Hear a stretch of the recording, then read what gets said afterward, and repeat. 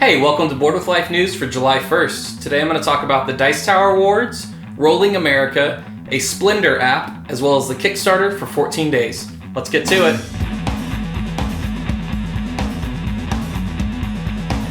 Hey, I'm Chris. This is Board with Life News.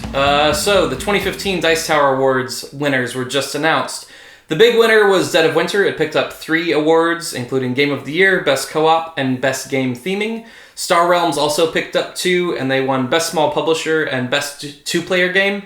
You can go head over to thedicetower.com to check out the list of all the winners. No huge surprises here, nothing super weird. Yay for Dead of Winter. I definitely think it is deserving of that award. So, again, since they didn't get any, crazy out of nowhere weird, there's not a lot to talk about because they got them right. So, good job. Gamewright has announced that they will be publishing Rolling America, based off of the Japanese game Rolling Japan.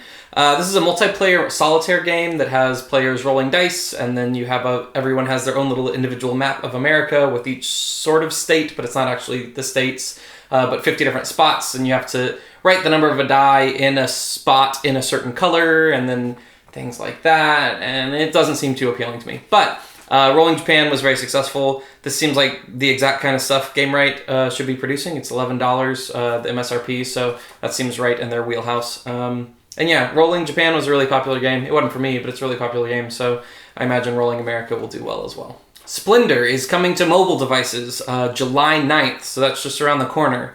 This is, for those unfamiliar with Splinter, it was a Spiel des Jahres nominated last year game. It's kind of an engine building game, trading game. It's very, very simple. And it has the actual physical game has some awesome chips that are very heavy and sturdy. And that was the main appeal of the game for me.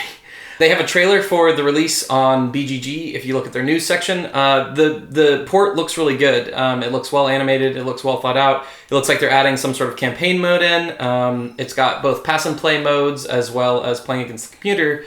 One surprising thing is it's not going to launch with online play for multiple players and friends with asynchronous play, which is kind of the standard on how board game apps operate, where you can play with a friend over the internet where you take a turn and then wait and then they take a turn and then it tells you it's your turn. So that's odd. That I'm sure isn't a thing that will keep a lot of people from buying it, but it is for me, at least at first, because that's the only way I play digital games. I never do pass and play, which that's cool for airplanes and stuff, but I don't care enough to do that. So they said that they're working on it and they're going to look into doing it, but it's not going to be with the initial launch on July 9th. This week's Kickstarter is for 14 Days, a game about life with migraines. This is a 2-player tabletop game about managing your 2 weeks in your schedule when migraines will pop up sometimes. So you've got to figure out how you're going to fit into your schedule, your work life and your social life and all that kind of stuff, and also what you do when a migraine pops up and messes all that stuff up. This is a game that is very interesting, and it's a game that I certainly say I want to see more of, and I see on Twitter and stuff, a lot of people say they want to see more of.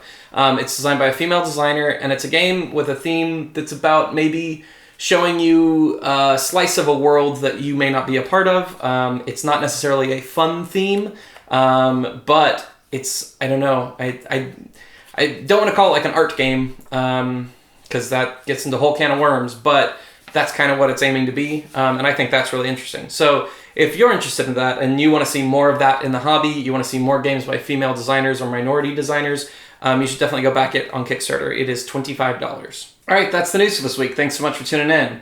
Make sure you like us on Facebook, follow us on Twitter, subscribe on this channel. Go listen to our podcasts. We have 2 of them. We have both Houses and Humans, which is playing indie RPGs with people outside of Board with Life, and we have Board with Life Radio, which is us playing Dungeons & Dragons. We're pretty fond of it. People seem to like it. You should go check it out. All right, this week's question comes from Jan England, and they ask via Twitter, what would be your dream combination of mechanics, theme, game length, designer, and style of game?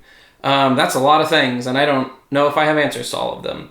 My favorite designer is probably Stefan Feld, so I'm going to say Stefan Feld.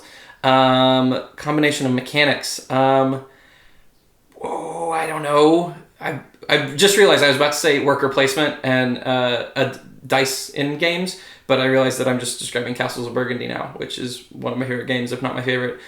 Theme. Well, my favorite theme would not be castles for Castles of Burgundy and building an estate.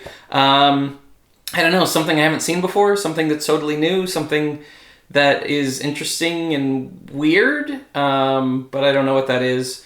Game length, I think about an hour to an hour and a half is good for games. Sometimes I want to play games that are 3 hours long, 4 hours long, and sometimes I want to play games that are 30 minutes long, but I think an hour, hour and a half is about a good amount of time to really get into a game and, feel like you've really gotten the experience without overstaying its welcome.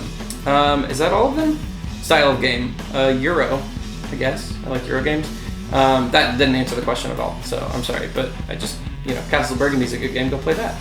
All right, thanks so much for tuning in this week, and I'll see you next week.